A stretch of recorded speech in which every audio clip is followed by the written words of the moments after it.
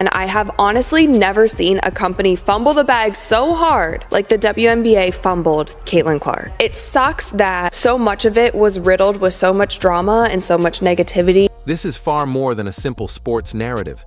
It's a powerful warning about how arrogance, poor vision, and a single devastating mistake can bring down an empire before it ever truly begins.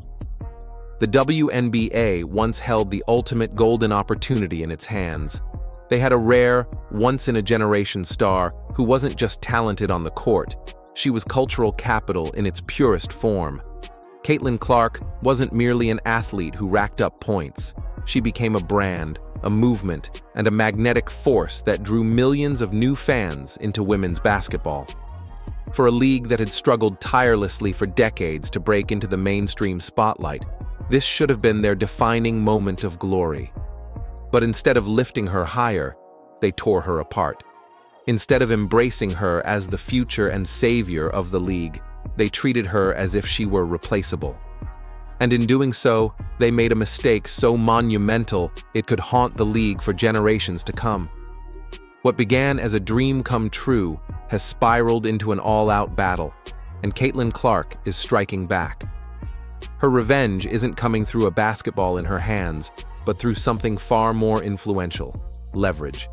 She is now exposing the WNBA's deep incompetence in the one arena that truly matters: the boardroom. And here's the stunning twist. Rival leagues, billionaire investors, and even high-profile celebrities outside the sports world are already circling like sharks. They recognize what the WNBA stubbornly refuses to admit. Caitlin Clark has grown bigger than the league itself. So how did everything collapse so disastrously? How did the WNBA mishandle the most electrifying athlete in recent memory and transform her debut into a story of betrayal and humiliation? Stay tuned, because once the numbers, the blatant disrespect, and the competing offers from other leagues are revealed, it becomes clear that this isn't just ordinary mismanagement. This is a catastrophic failure big enough to rewrite the history of women's basketball.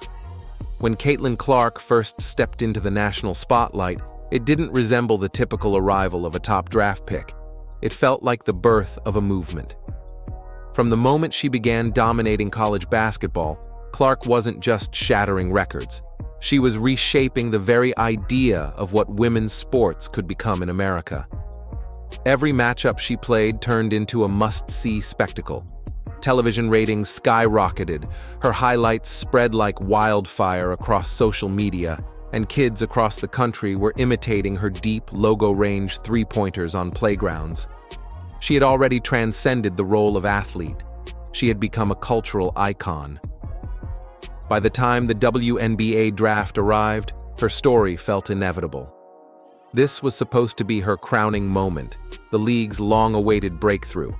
After decades of struggling to capture mainstream attention, the WNBA finally had its lightning in a bottle, a singular star powerful enough to pull an entire sport onto the global stage. Caitlin Clark wasn't just another promising rookie. She was the golden ticket, the face capable of giving the WNBA what it had long been starved for: true relevance. And the impact was both immediate and undeniable. Tickets to her games disappeared faster than ever before, with resale prices soaring to record highs. Entire arenas began to overflow with fans, many of whom had never even considered watching a WNBA matchup until Clark stepped onto the court.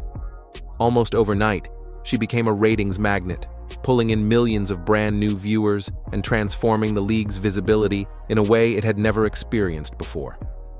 The statistics painted a picture louder than any headline could. Attendance records weren't just broken, they were obliterated. Merchandise sales surged to unprecedented heights, and even the most casual sports fans found themselves unable to ignore the phenomenon unfolding before their eyes. Caitlin Clark had single-handedly breathed new life into a league that had lingered on the margins for decades. On paper, it should have been flawless. It should have marked the dawn of a golden era for women's basketball. But beneath the surface, the fairy tale quickly unraveled into a nightmare. Because while Caitlin Clark delivered on every expectation and more, the league responded with a level of disregard and mishandling that would come back to haunt them deeply. The hype surrounding her wasn't an illusion, it was undeniable reality.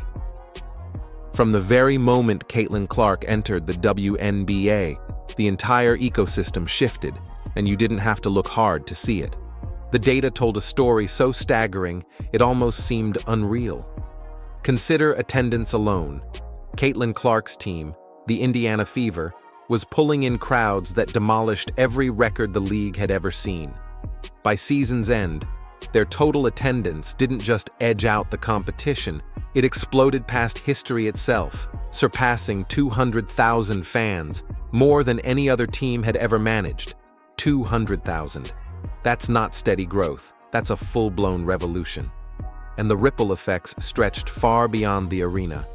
National TV ratings spiked, with viewership climbing by more than 21%. For a league that had spent years clawing for relevance, this wasn't just a temporary boost. It was oxygen, a lifeline. Suddenly, millions who had never cared about the WNBA before were tuning in, eager to witness Clark's every move. Headlines revolved around her highlights, her rivalries, and her unstoppable influence. Caitlin Clark wasn't just an athlete, she had become a walking economic powerhouse. Every ticket purchased, every jersey snapped up, every spike in TV ratings, all of it poured directly back into the league's bottom line. In just a single season, Caitlin Clark accomplished what decades of multi-million-dollar marketing pushes had failed to achieve. She made the WNBA impossible to ignore, a centerpiece of the national sports conversation. And here's the staggering part. She pulled this off as a rookie, before even touching the peak of her career. She was already carrying an entire league on her shoulders, redefining its future before she had even reached her prime. Think about that for a moment. For over 25 years, the WNBA had tried everything: slogans, rebrands, endless campaigns to crack the mainstream. None of it worked. What finally moved the needle wasn't clever advertising or PR spin. It was Caitlin Clark. Yet instead of honoring her value and elevating her as the generational star she was, the league made a decision so reckless and short-sighted it sent shockwaves rippling through sports media, rival leagues, and even Wall Street. Because while Caitlin Clark was delivering historic growth and record-breaking numbers, the WNBA chose to repay her with something else entirely, something that could cost them everything.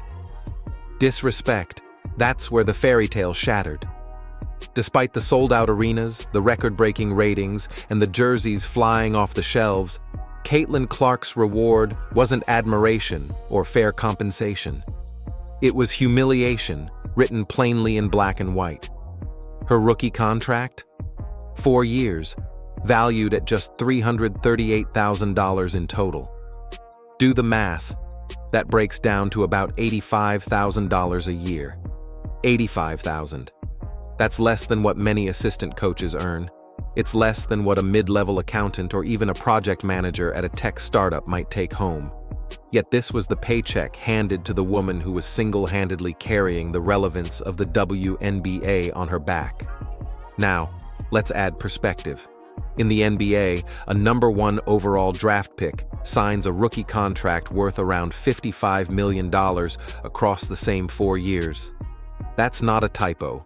$55 million versus $338,000. The gap is so massive it almost feels unreal. Clark wasn't simply underpaid, she was blatantly devalued. The numbers show she made roughly 162 times less than her male counterpart. Not a fraction, not half, not even a tenth. 162 times less. That isn't just a pay gap. It's a statement about how little the league valued its brightest star. That wasn't just a gap. It was a canyon, a public declaration by the league itself that they didn't truly value the very player who was saving them. And the insult didn't end with the paycheck. When you devalue a superstar on paper, you broadcast a dangerous message. She's fair game. She's not a franchise player to be protected. She's just another body on the roster. That contract wasn't simply a bad number. It was the first shot in a much larger betrayal. And that betrayal quickly spilled onto the hardwood, where disrespect turned brutally physical. Almost overnight, Caitlin Clark became a target. Opponents noticed how the league treated her. They saw the meager rookie contract, the absence of real protection, the quiet signal that she was just another newcomer, and they seized the opportunity. Night after night, she absorbed punishment that went far beyond ordinary defense. Hip checks that sent her crashing, shoves delivered midair, off-ball collisions designed not to guard her but to wear her down. These weren't just hard fouls. They were deliberate attempts to break her spirit and her body. These weren't reckless fouls. They were calculated acts of intimidation, designed to break her down both physically and mentally. And yet, the Wnba stayed silent. Referees swallowed their whistles, and the league office looked the other way. They were eager to pack arenas with her name on the marquee and to splash her face across promotional campaigns, but when it came time to actually protect the very investment keeping the league alive, they abandoned her. The breaking point came during an incident fans still remember vividly. Cameras appeared to capture Brittany Griner directing a racial slur toward Clark mid-game. The footage spread like wildfire. Lip readers analyzed it, fans voiced outrage, but once again, the league did nothing. No fines, no suspension, not even a public acknowledgement. The message couldn't have been louder. Caitlin Clark was on her own, and that message carried real danger. Because when the league refuses to intervene, when referees fail to enforce the rules, every cheap shot suddenly feels justified.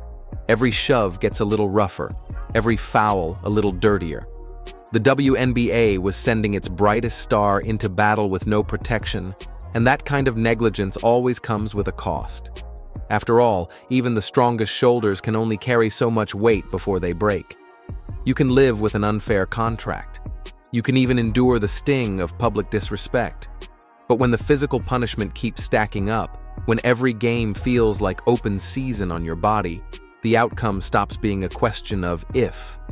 It becomes a matter of when. For Caitlin Clark, that when arrived on September 5th, 2025. The news hit like a bombshell. She was officially ruled out for the rest of the Wnba season with a right groin injury. Headlines softened the blow, calling it bad luck, calling it unfortunate. But let's be honest, this wasn't random chance. This was the bill coming due after months of unchecked abuse. Think back to what she endured. The hip checks, the elbows, the shoves delivered midair, the subtle but dangerous hits away from the ball. It all piled up, game after game, while referees ignored it and league executives pretended not to see. Her body finally gave out, not because she was fragile, but because the very system built to protect her chose silence instead. This wasn't just a tragic injury, it was a preventable one. It was the inevitable outcome of a league eager to cash her checks, but unwilling to protect her body. And in that single moment, the Wnba didn't just lose its brightest star, it exposed itself as incapable of safeguarding the very athlete who had saved it from irrelevance. But here's where the story takes a sharp turn. As Clark sat sidelined, working through the pain that the league had allowed to happen, others were paying attention. Rival leagues, deep-pocketed investors, powerful business moguls, they all saw the Wnba's golden goose grounded with injury. And unlike the league she carried, they understood her true value instantly. The second Caitlin Clark went down, the vultures began to circle. But these weren't scavengers looking for scraps. They were visionaries smelling opportunity. They weren't scavengers. They were opportunists ready to offer Caitlin Clark everything the Wnba had stubbornly withheld: respect, protection, and real money. Her injury wasn't the end of her story. It was the spark that set her ultimate revenge into motion. The Wnba believed it held all the power, that Clark was trapped under a rookie contract, bound to a league that underpaid her and refused to shield her. What they failed to realize was that the injury flipped the script. It didn't weaken her, It exposed their incompetence. And in that exposure, doors began to swing open. The first came from a bold new challenger, a 3-on-3 league called Unrivaled. Unlike the WNBA, they didn't view Clark as a cost to be contained. They saw her as the foundation of their future. Their offer made headlines instantly. More than $1 million per year, plus something far more valuable, an equity stake in the league itself.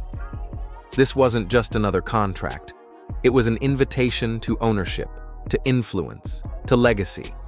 For the very first time, Caitlin Clark wasn't being treated like just another draft pick. She was being recognized as a generational cornerstone. For the first time, Caitlin Clark was being treated like a partner, someone with the power to shape the future of the game, not just another athlete cashing a paycheck. That alone was more respect than the WNBA had given her since the very first day. And here's the real twist. Unrivaled's offer wasn't just about money, it was about the message. They were saying, "We see your worth. We're not only paying for what you do on the court, we're investing in what you represent." That statement alone would have been enough to send shockwaves through the basketball world. But this was only the opening act. Because while Unrivaled laid the foundation, the true shock came when an unexpected figure entered the arena. A music legend determined to expose the WNBA's incompetence on the grandest stage possible. And what he placed on the table made the league's treatment of Clark look like a cruel joke. Just when it seemed like the WNBA's credibility couldn't sink any lower, it did. Out of nowhere, a hip-hop icon turned entrepreneur stepped into the spotlight, bringing with him an offer so outrageous it instantly revealed the league's failure for all to see. That icon was Ice Cube, his league, the Big Three. At first, it sounded like nothing more than rumor. Whispers that Ice Cube was preparing to pay Caitlin Clark millions just to lace up for a handful of games. Some dismissed it as hype, others as empty posturing. But then the numbers dropped, and they were impossible to ignore. The official offer, $15 million. Not spread over 4 years, not stretched across a grueling season, just for one 10-week stretch of basketball. Now compare that to the WNBA, which locked Clark into a 4-year deal worth only $338,000 in total, roughly $85,000 a year for a 40-game grind. Ice Cube essentially stood up and said, "How about $15 million for 10 weeks? That wasn't just a better deal, it was a public humiliation. It was Cube on the rooftop with a megaphone, exposing to the world that the WNBA had no clue what its most valuable asset was worth. This wasn't just business, it was a reality check delivered with the force of a freight train. And the fallout went far beyond Clark's bank account. The Big Three had stamped a price tag on her value, and that number wasn't in the hundreds of thousands. It was in the tens of millions. Overnight, the narrative flipped. The WNBA wasn't protecting her. They weren't empowering her. They were undercutting her. And now, the entire world could see it. This wasn't a routine contract offer. It was revenge spelled out in dollar signs. Revenge against a league that tried to build its empire on Caitlin Clark's shoulders while paying her pennies. And in an instant, the power dynamic flipped. Clark no longer needed the WNBA, but the WNBA couldn't breathe without her. For months, the league lived under a dangerous illusion. They believed she was trapped, bound by a rookie contract, forced to endure low pay, minimal protection, and endless exploitation with no way out. But the moment Ice Cube's $15 million headline hit, that illusion shattered. This wasn't just money, it was a statement, a declaration that proved what fans had been shouting all along. Caitlin Clark's true value was beyond the WNBA's imagination. She wasn't a six-figure player. She wasn't even just a seven-figure star. She was worth whatever number she chose to demand. And for the first time in WNBA history, the balance of power didn't sit with the league. It sat with a single player. Think about the symbolism. The WNBA branded Clark as the face of their future, but never gave her the treatment or protection that came with it. Ice Cube didn't just throw money at her, he validated her. He showed the world that the league had no clue how to protect its golden goose. And that validation, that public confirmation of her worth, is where the real revenge begins. Because the danger to the WNBA isn't that Caitlin Clark might sign tomorrow. The damage is that she no longer has to. The damage isn't in whether Caitlin Clark signs the offer. The damage is that the offer exists. It hangs over the WNBA like a storm cloud, a permanent reminder that she now holds options beyond their control. Every press conference, every contract negotiation, every sponsorship meeting, the $15 million figure sits in the room, whether the league admits it or not. For the first time in WNBA history, a player holds something far more valuable than hype. She holds leverage. Leverage to demand protection. Leverage to demand respect. Leverage to shape not only her own destiny, but the future of the sport itself. And that's the league's nightmare. Because once an athlete realizes they don't need the institution anymore, the institution loses its grip. The WNBA can't stuff Caitlin Clark back into a box, not after Ice Cube broadcast her true value to the entire world. The league thought it owned Caitlin Clark, but the truth is clear now. She owns the future of women's basketball. The only question is whether the WNBA will adapt and be part of that future, or whether Clark leaves them choking in the dust. This was never just about basketball. It was about vision. It was about respect. It was about a league that held the keys to its own salvation, and somehow managed to throw them away. Caitlin Clark entered the WNBA as a once-in-a-generation gift. She delivered record ratings, sold-out arenas, and millions of new fans who had never cared before. She gave the league everything. And how did they repay her? With a contract that was an insult. With silence as opponents turned games into open season. With indifference when cheap shots and racial slurs crossed the line. They didn't just undervalue her, they betrayed her. And now they're living with the consequences. Because Caitlin Clark's revenge was never about a single contract or a single game. It's about rewriting the balance of power forever. It's about the fact that rival leagues are lining up to give Caitlin Clark what the WNBA refused. Millions of dollars, ownership stakes, and the respect of being treated like the superstar she is. It's about the fact that Ice Cube's $15 million bombshell didn't just shake up negotiations, it permanently shifted the balance of power. The WNBA thought Caitlin Clark needed them. The truth? They needed her. Now, she holds the leverage. She holds the narrative. And for the first time in history, one player has the power to decide the fate of an entire league. So ask yourself this: when her contract is up, will Caitlin Clark stay loyal to the institution that disrespected her? Or will she walk away, taking her millions of fans, her market value, and her undeniable star power somewhere else?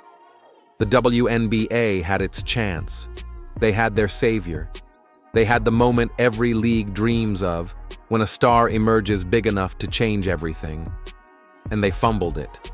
In the end, Caitlin Clark doesn't need the WNBA to write her legacy. But the WNBA, they may have just lost their future. And now, the question shifts to us, the fans, the media, the sponsors. Do we accept a league that undervalues the very stars who carry it? Or do we demand better? Because one thing is certain, Caitlin Clark's next move won't just shape her career. It will decide the future of women's basketball.